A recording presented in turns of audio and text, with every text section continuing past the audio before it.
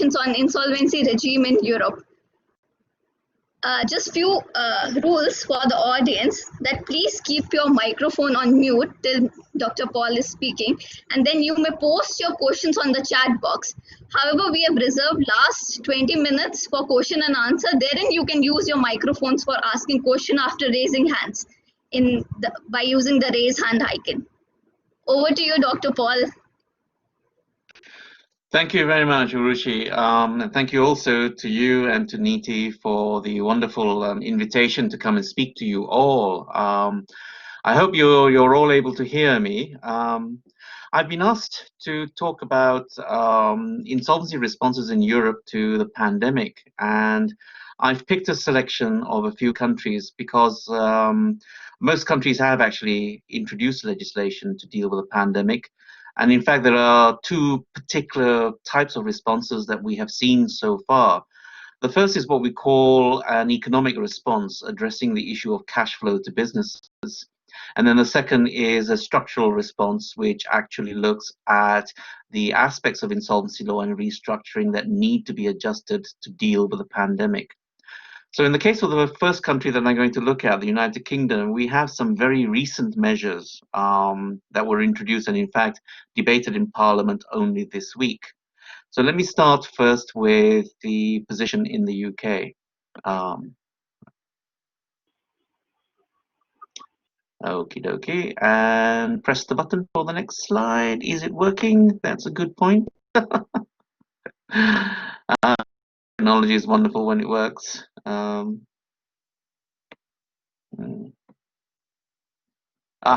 Here we are, right, finally. Now, I've rather jokingly, perhaps in bad taste,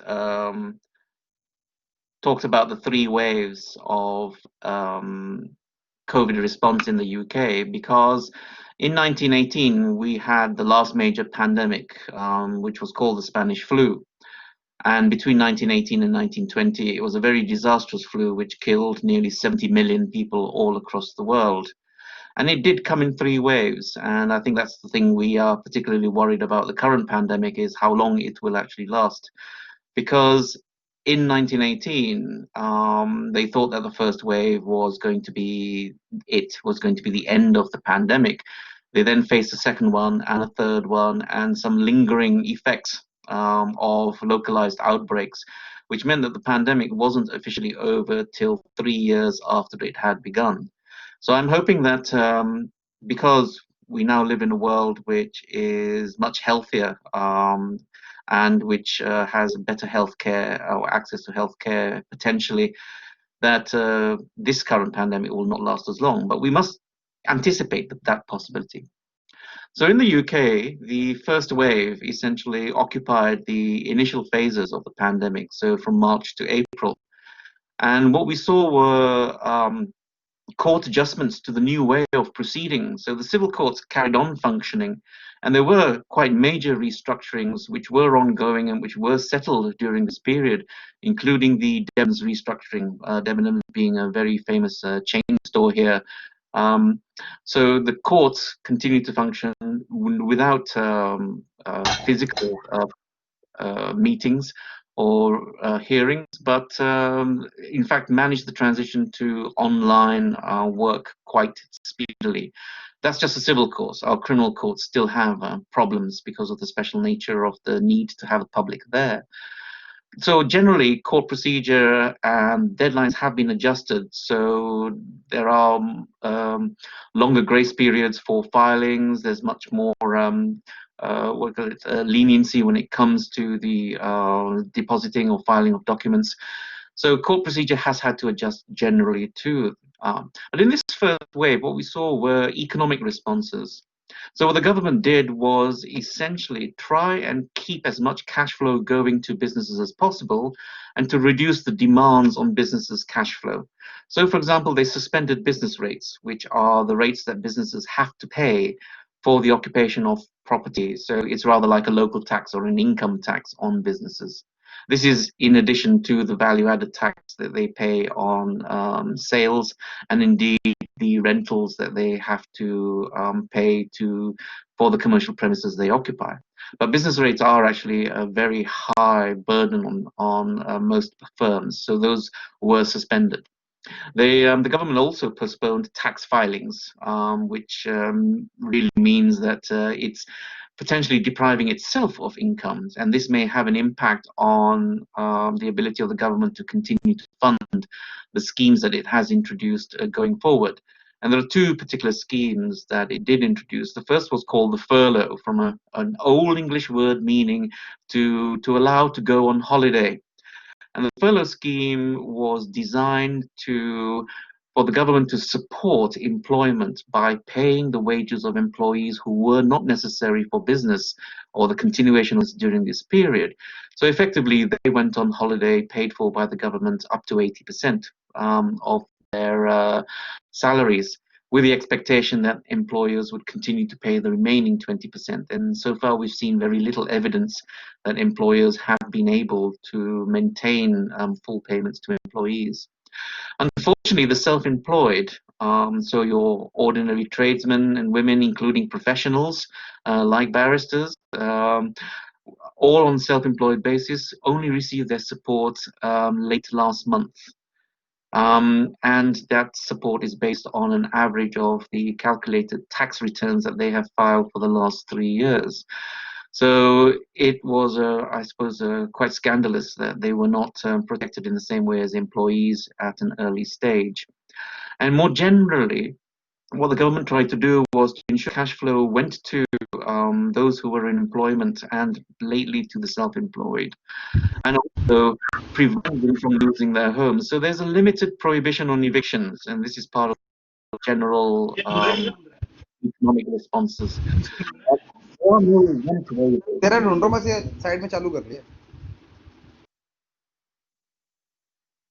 There are no rent waivers, unfortunately, so there's an expectation that even if landlords have been kind to allow you not to pay your rent during the COVID period, that money will ultimately be required to be paid at the end, which potentially leaves problems outstanding for those who at the moment are in a very precarious position.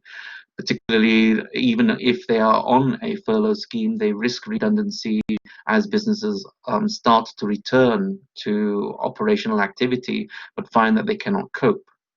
And that's true for both residential and commercial premises.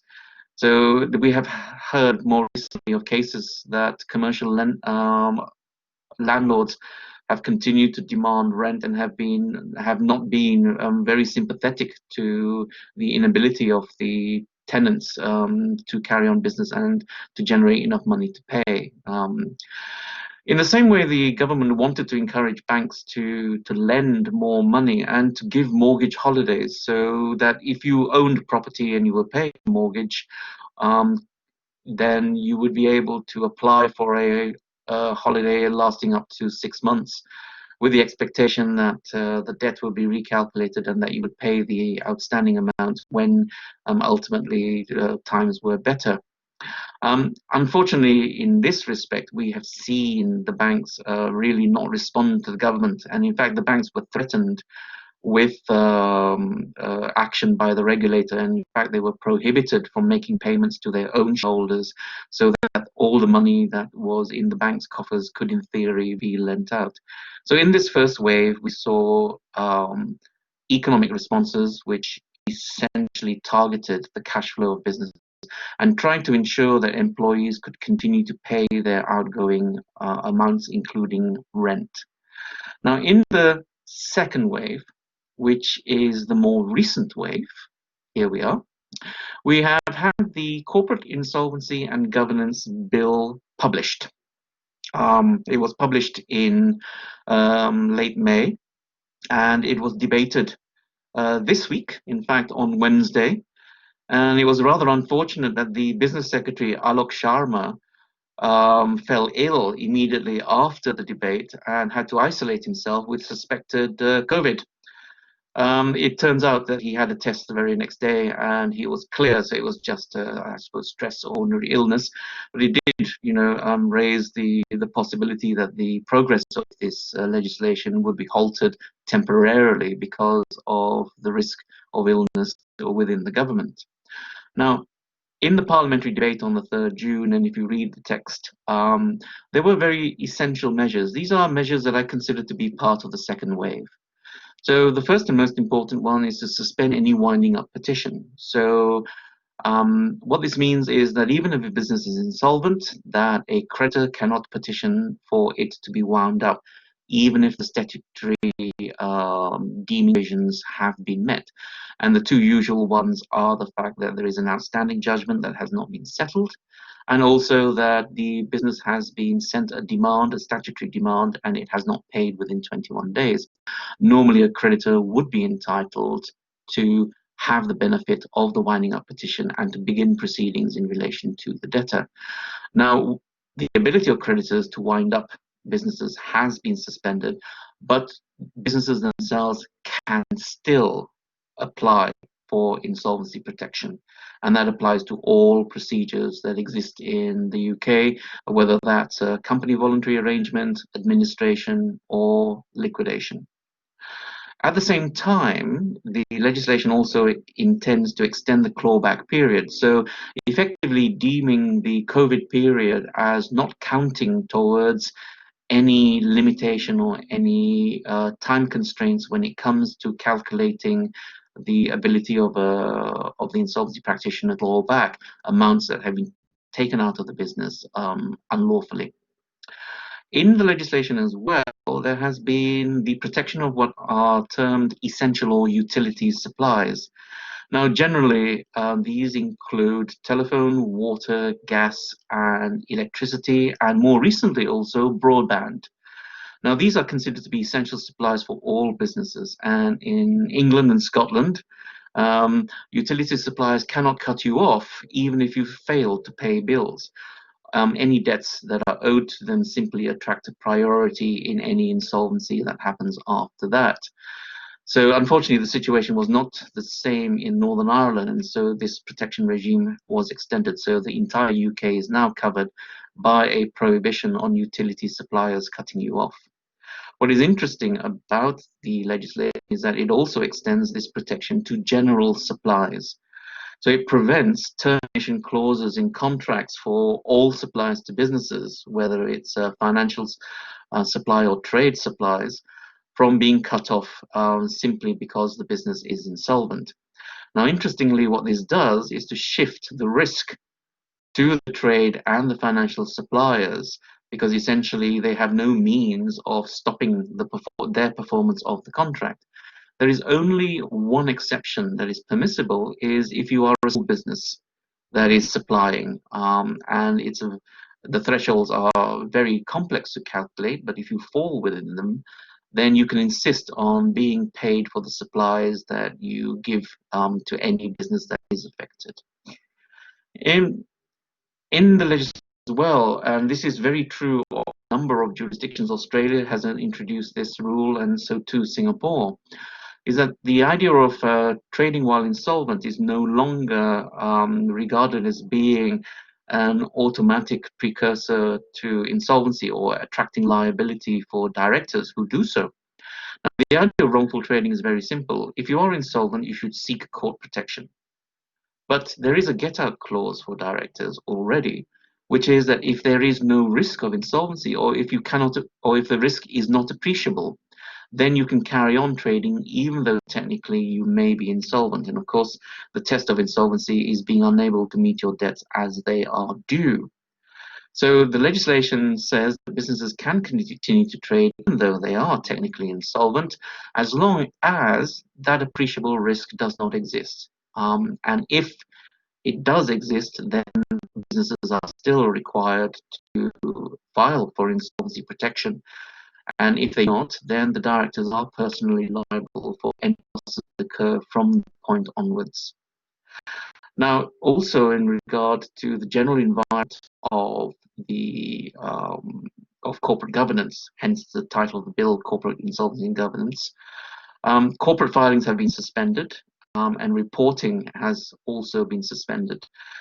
This means is that the obligatory statutory returns, for example, filing your accounts with the registrar of companies, ensuring that you file statements in relation to changes in your capital and so on, have been suspended, but the obligation to continue to keep those records exists.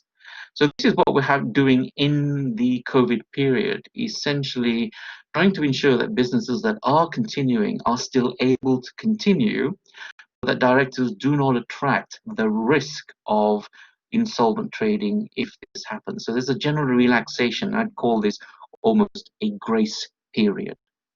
Now, what is going to is also contained within the Corporate Insolvency and Governance Bill. This is what I call the third wave. Just wait for the slide to come up. Here we are, yes. Now, there are two particular procedures that are introduced by the Corporate Insolvency and Governance Bill. Now, for those of you who are familiar with UK company law, there is a scheme of arrangements process in the Companies Act 2006 in Part 26. And the idea of the scheme is that you deal with the shareholders and or creditors that you want. You come to an arrangement and you produce a rescue or restructuring plan that allows for this to happen. It's a very simple contractual-like process to get businesses out of difficulty. Now, the traditional scheme process is not intended for companies that are in insolvency or indeed in financial difficulty. However, some cases have illustrated that telling when a business is technically in insolvency can be difficult. So the benefit of the doubt has been given in a case, for example, which is called Redrax, which was a power station company that ran a power station, and the scheme carried on irrespective of the fact that the business was considered to be insolvent. So deliberately, the Corporate Insolvency and Governance Bill now introduces a scheme-like process, so a parallel to the original scheme of arrangements, which deals expressly with companies in financial distress. This is contained, or to be contained, in corporate legislation, so it's still intended to be a non-insolvency response to restructuring needs of businesses. It's a welcome introduction. But the same, I think, could have been achieved with clarification of the scope of the Part 26 procedure anyway. The real revolution, though, in the legislation is the new moratorium procedure.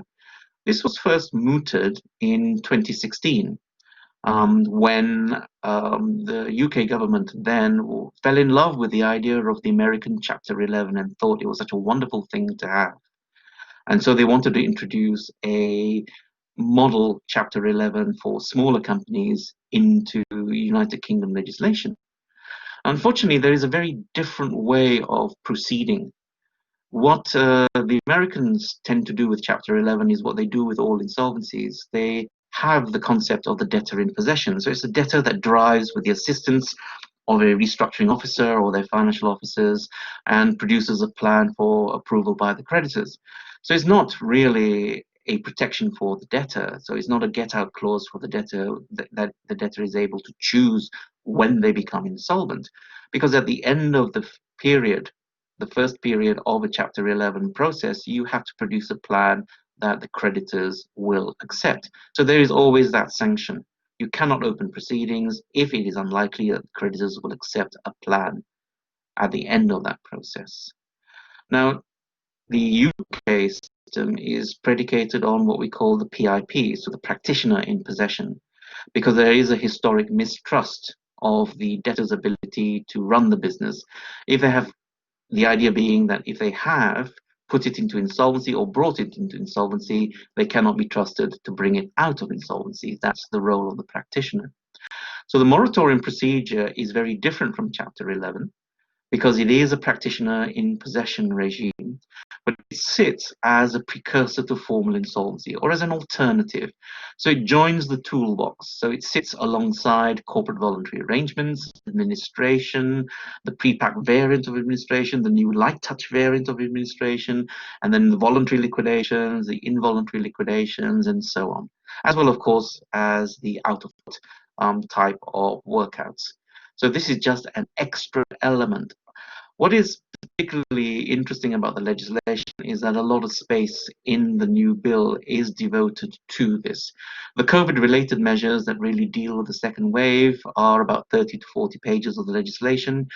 The moratorium procedure itself occupies over 150 of the remaining text.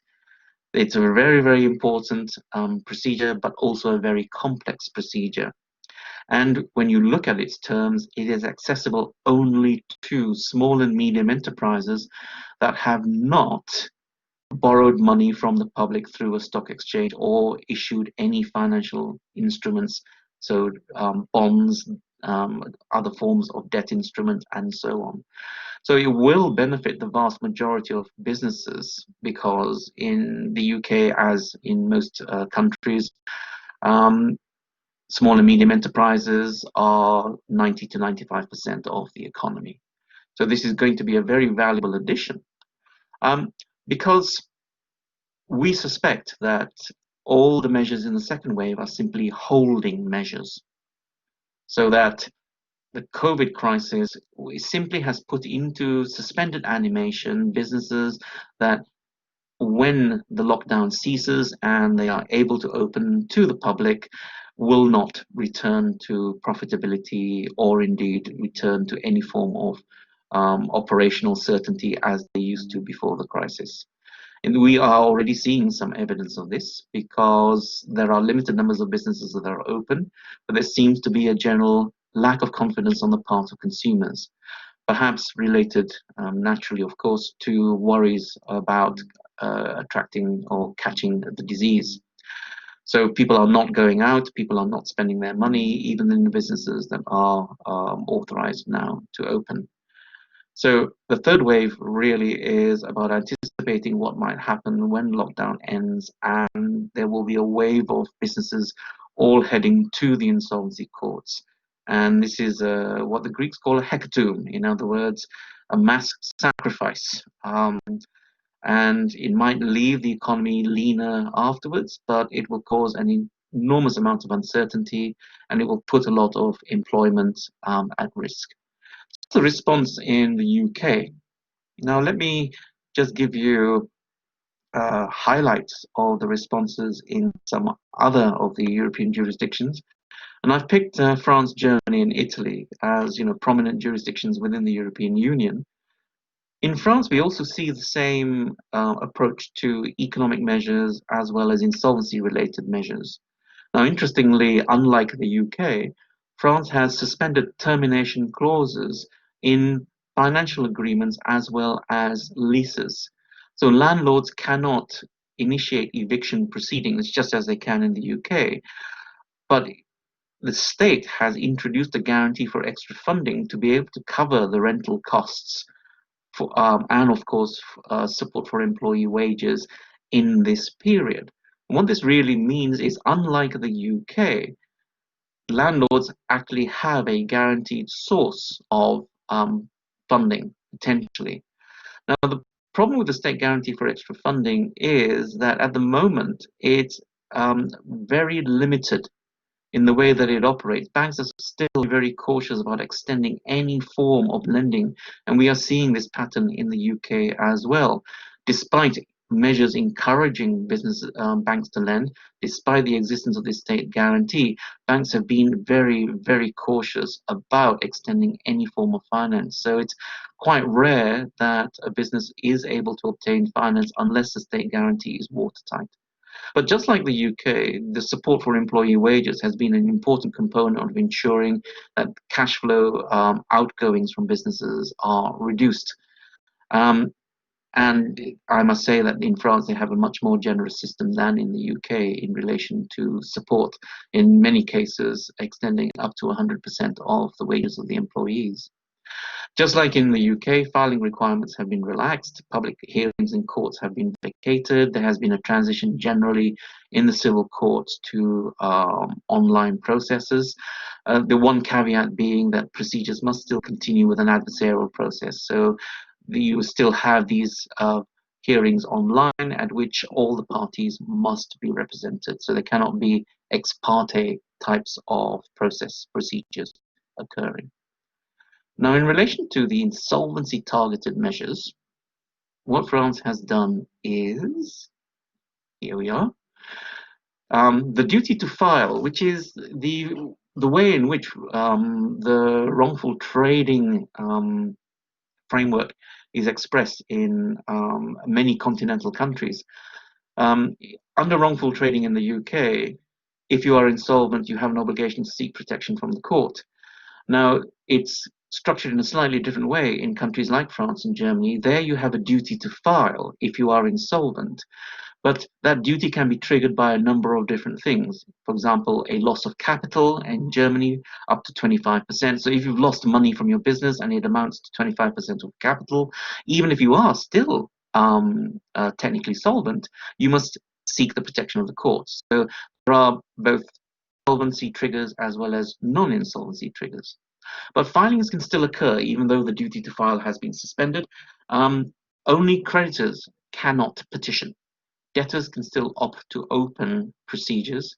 In France, there are a number of both pre-insolvency and insolvency procedures. There is redressement judiciaire and liquidation judiciaire, so restructuring and liquidation, which are formal insolvency procedures.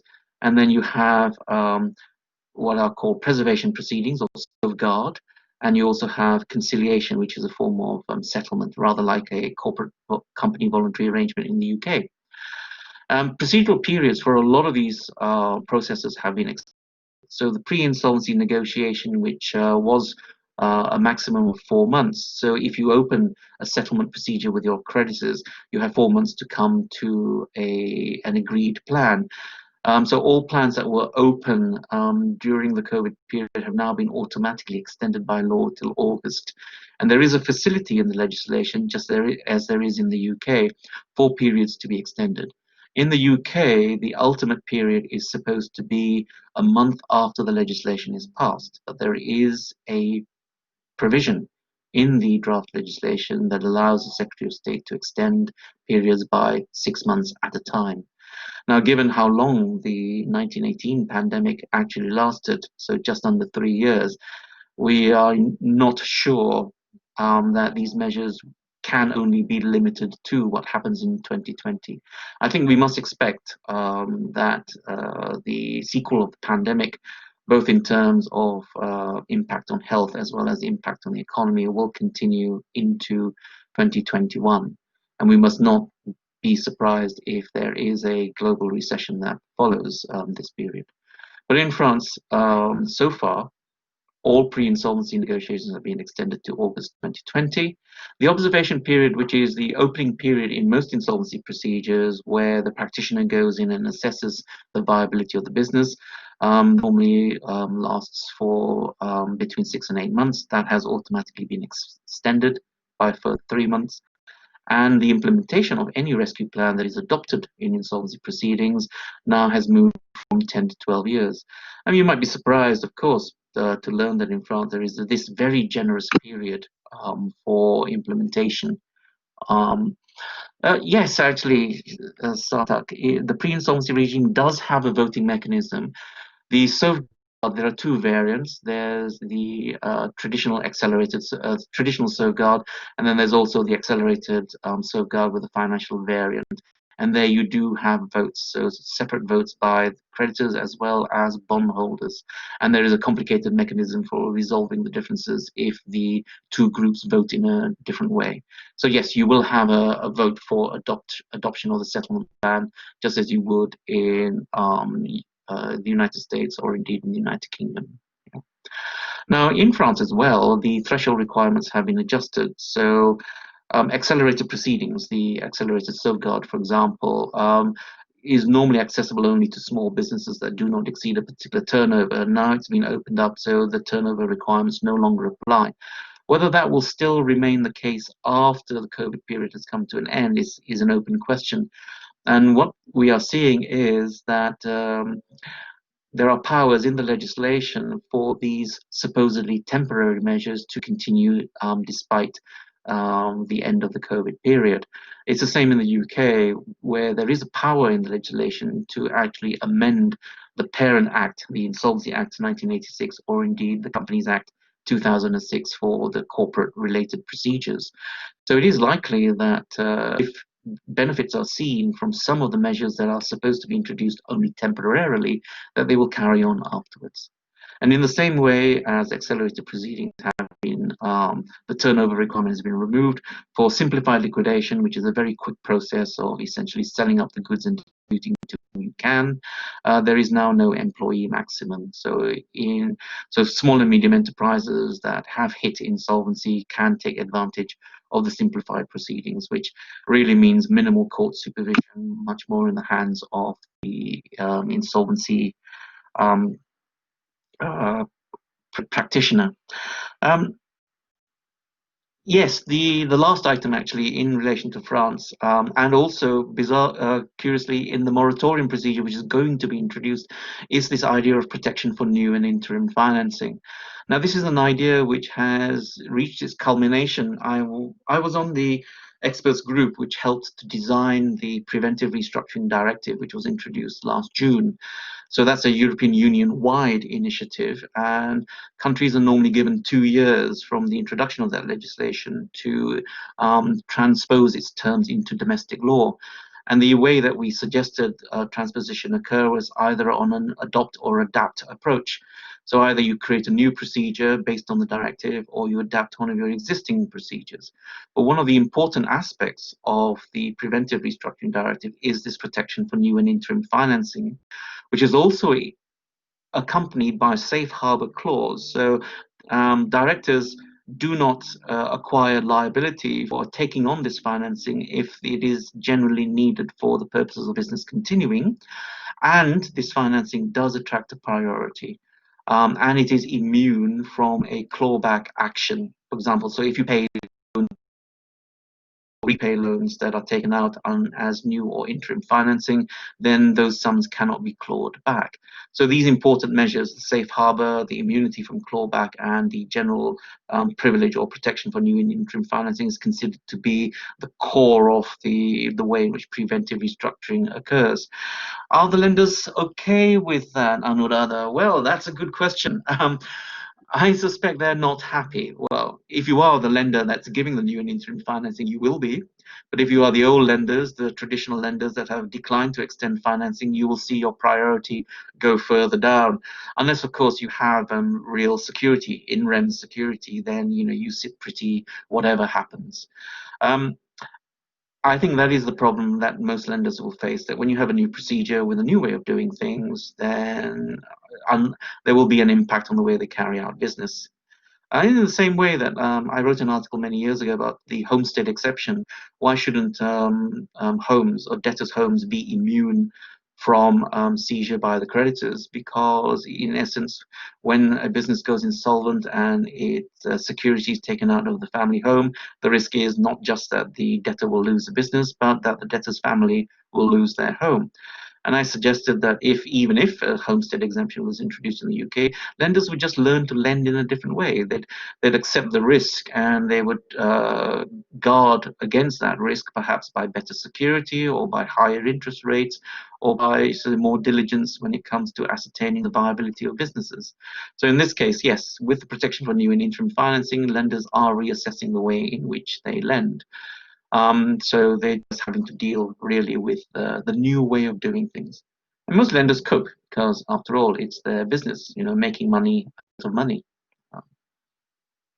Right, let's have a look at the position in Germany. Now, I've only got one slide here because the information is quite sparse.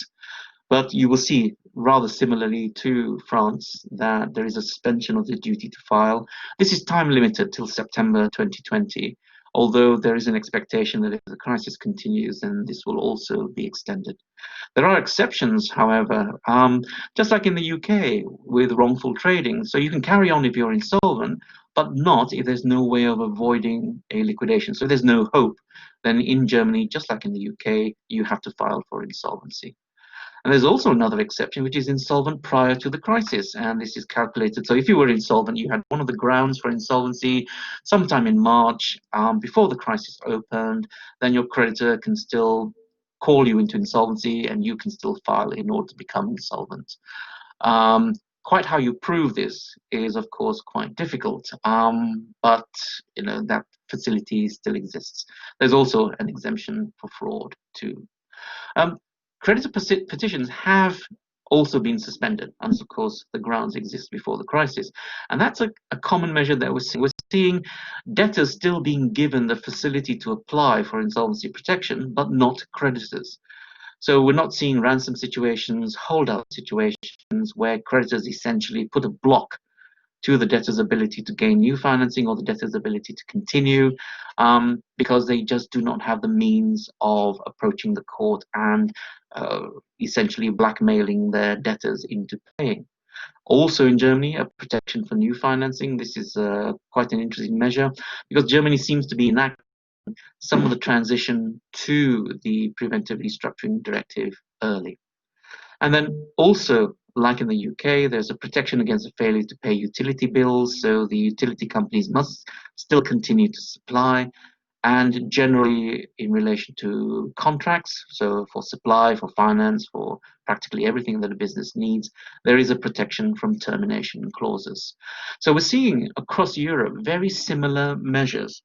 There is one surprise, though, when we come to consider Italy, which is the last jurisdiction that I would like to look at.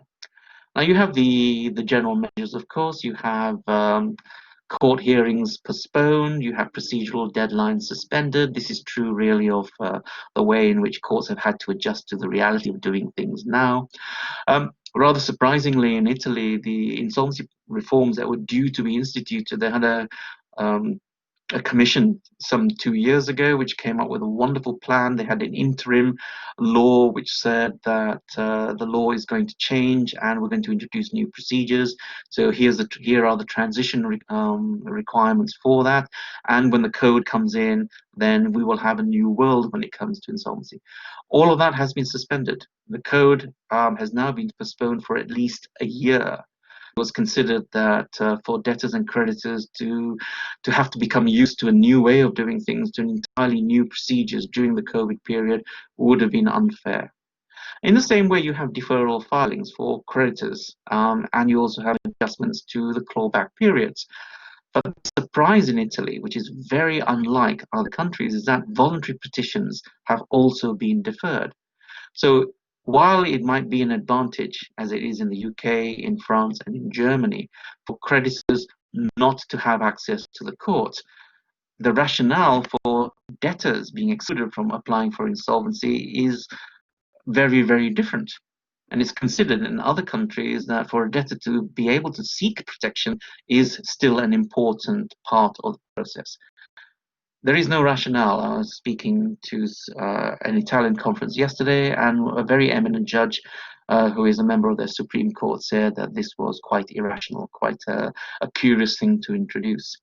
But where procedures are ongoing, have been instituted before the COVID crisis began, extra time has been given for a number of things, including the implementation of restructuring plans, just like in France, extra time to file rescue plans and obtain creditor consent, because of course, with social distancing and lockdown rules having been in place, getting creditors together to agree measures has been almost impossible. So although Italy has authorized the holding of shareholder meetings and the holding of creditor meetings online, they're still in transition to being able to make those effective measures. And lastly, again, here we have Anuradha, protection of new financing. This is the common element which comes from the directive. And it will be interesting to see how many of the other European Union nations are going to introduce this as part of their COVID response. Now, in sum, okay, what can I say about the European responses? The first thing to note is that there are both non-insolvency, so economic responses, general responses to the way in which civil courts operate, to the way in which documents have to be filed, to the way in which cash flow is dealt with. The basic idea behind these economic responses is that we do not want businesses to have to come to court, because courts are going to be clogged up. Courts are already finding it difficult to carry out their business in these very strange and challenging circumstances. In relation to the insolvency measures, the ones that actually target the system, What we're seeing is, for example, in Italy, a suspension of all reforms, but in the UK, the introduction of new procedures to cater for what might happen when the COVID period comes to an end. But in the COVID period, we see very much the same things. We see a deferral of filings. In most cases, it's creditors that are not allowed to bring petitions. We see an adjustment to the procedural periods. We see protection of new financing. We see extra time being given for things like restructuring plans, creditor consent, general filings, and so on. So the idea is that for those businesses that have to become insolvent, that have to enter procedures during the COVID period, that as much time is given as possible for restructuring to take place without the pressure to file. So in the UK, relaxation of the wrongful trading strictures, and in countries like Italy, France, and relaxation of the obligation to file with limited exceptions for fraud and when insolvency has already occurred prior to the COVID crisis. So this is still, however, a place to watch. This is still work in progress. And that's the one thing we have to realize, that most of this legislation allows for an extension period if the COVID crisis, the health aspects of the pandemic continue, and lockdown will still become necessary, as it might well do in the second wave to come, or indeed in a third wave if we are particularly unlucky to get one of those. In the long term, however, assessing what might happen, it is likely that new procedures will be required, and that's part of the anticipation in the UK with the introduction of a scheme-like structure for financially distressed businesses, as well as a new moratorium procedure based only partly on the way that the Americans do Chapter 11. But I suspect that a lot of countries will take advantage of the fact that this crisis has generated a lot of stress on the insolvency systems to rethink their way of doing things. One of the occasions of doing that is the fact that the Preventive Restructuring Directive needs to be implemented, and using the adopt or adapt approach, the things that have been learned from the COVID crisis as to how small and medium enterprises could survive are likely to be the lessons that will be taken forward in any future reforms. So that's all I have to say, really. I'm happy to take questions if we have time. Rashi, Niti, do we have time?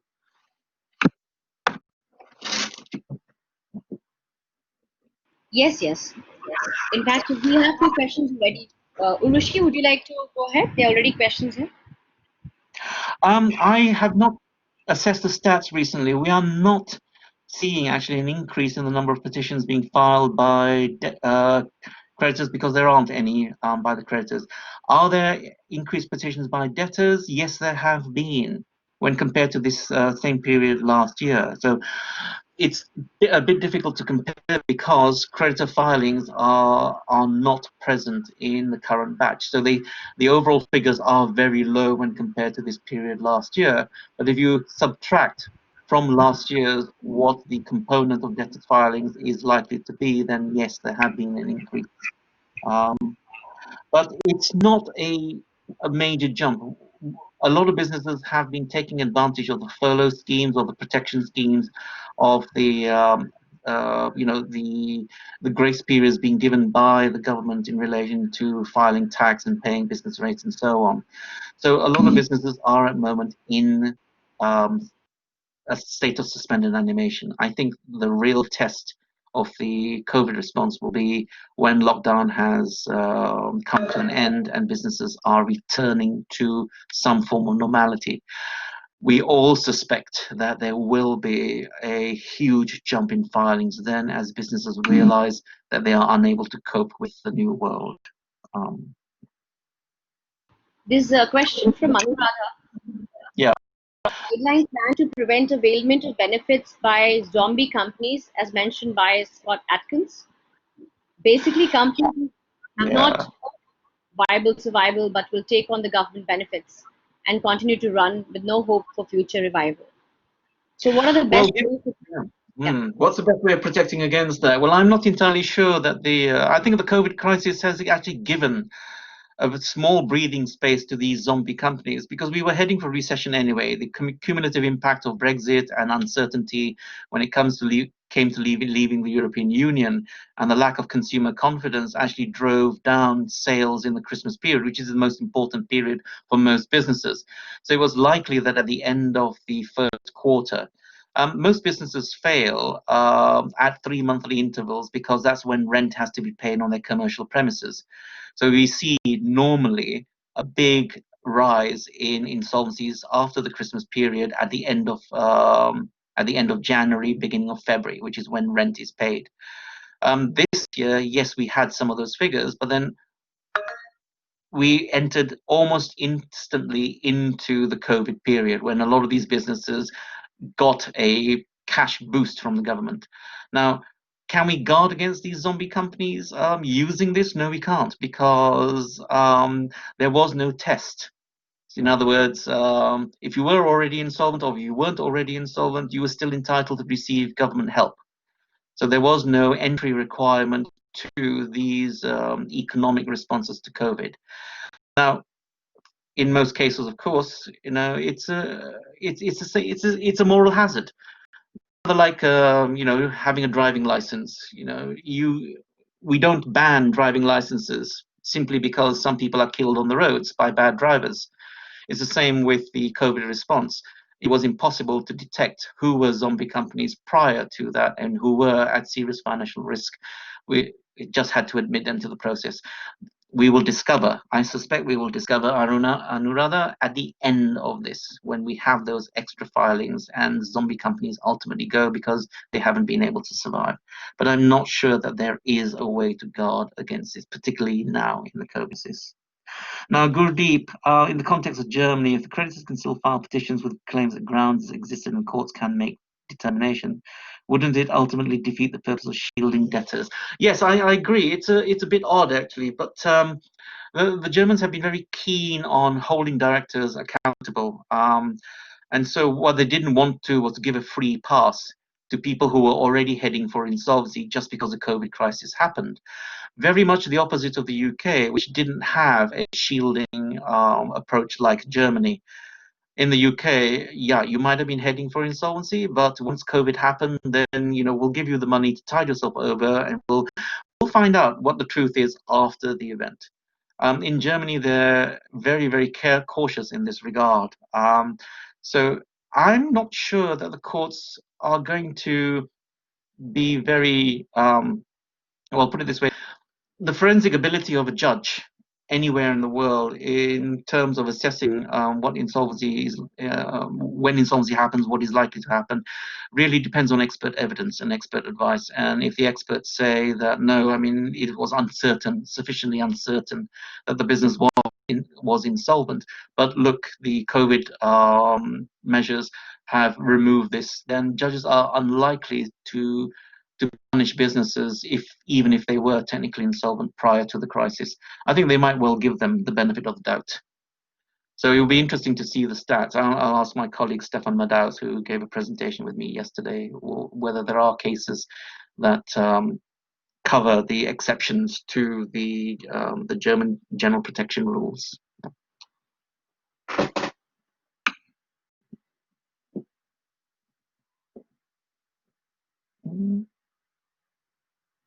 That's a good question, actually.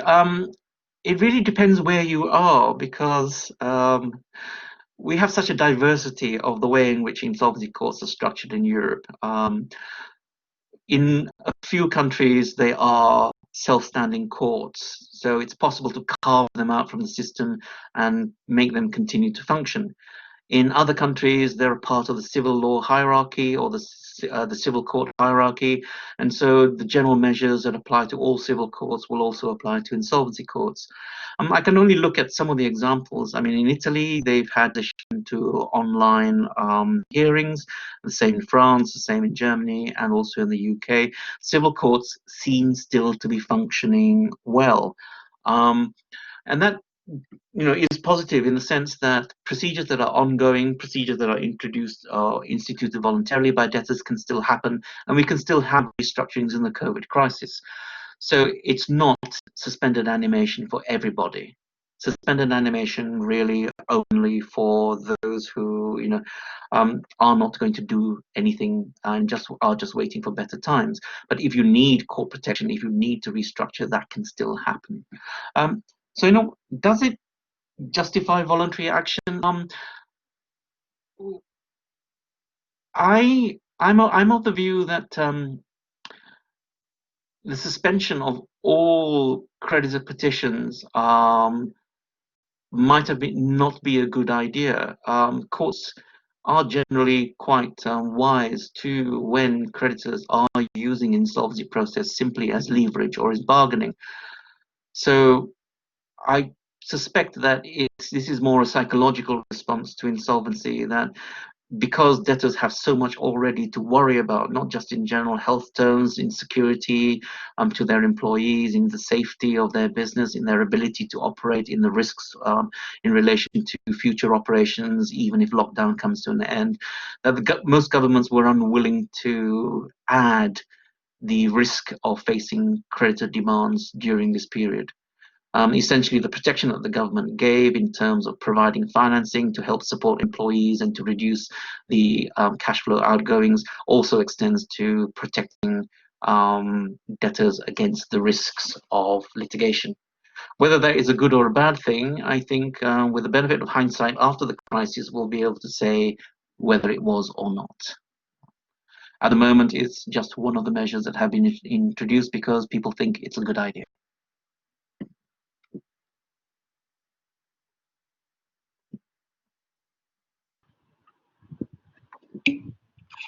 I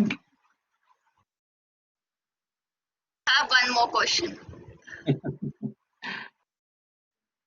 Now, that is a very good comment, Gauri, because there is no, although we can see similarities in the approaches of certain countries, and indeed you could expand this table to include countries like Australia, New Zealand, South Africa, Singapore, and so on and so on.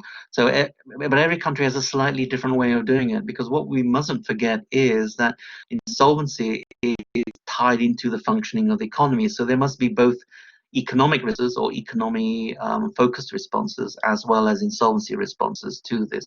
So it's not just the structure of the legislation or tinkering with the way that things are done, but in the approach to guaranteeing essentially how cash flow is going to be managed, what are the demands on the businesses, and what are the conditions under which relaxation of lockdown can happen, and that businesses can be eased back into a normality. In the UK in particular, in the housing sector, there seems to be an assumption because the government recently authorized estate agents and to open up, so you can go and visit new houses to buy them, and you can go and go and inspect new places to rent and so on. So the assumption there seems to be that the lockdown is just a temporary inconvenience and that businesses will very quickly bounce back. But when seeing that evidence, we're still seeing a considerable amount of consumer caution, because you mustn't forget that it's not just an economic thing for consumers. They're not, simply because lockdown has come to an end, they're not going to just take all of their money out of the bank and go and spend it. There is a deep psychologically rooted fear and uncertainty that is happening at the moment. Even if you have a freeing of lockdown, I'm not sure that we will see a return to normality very quickly. What's happening in Rome at the moment in Italy is that they are slowly opening up restaurants. Every restaurant in Rome now has the ability, because it's warmer weather, to have terraces outside and tables on the terrace so that people can continue to socially distance even though they are going out for a meal. But we're not seeing the volume of consumer attraction for this, not like before COVID. So before COVID, restaurants will be packed. Now, during COVID, even after lockdown has ceased, we are not seeing a return to that normality. We're seeing a very different world. How businesses will survive in this different world, we don't know yet.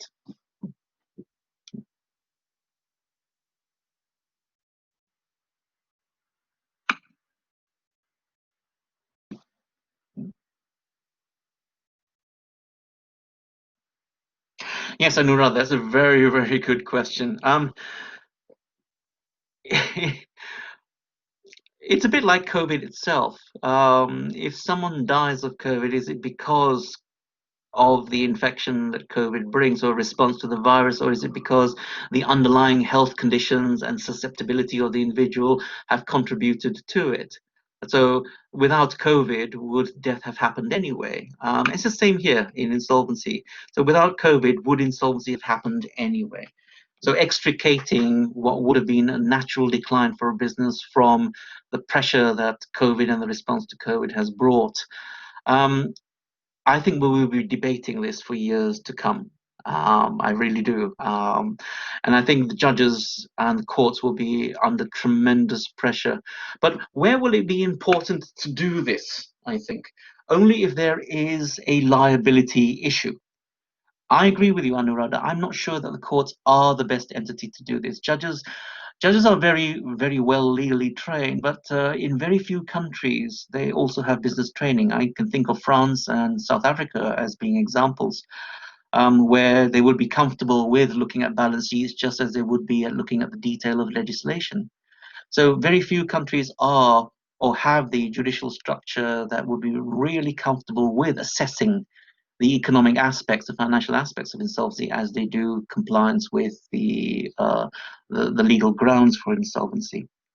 Extricating this will be an issue for experts, I suspect, in the end, and it will only really matter in a liability situation. If you're saying that X is liable, so a director is liable despite the protection for new financing because they didn't carry out a proportionate response, or they didn't respond to the COVID crisis in a proportionate way and thus cause creditors more loss.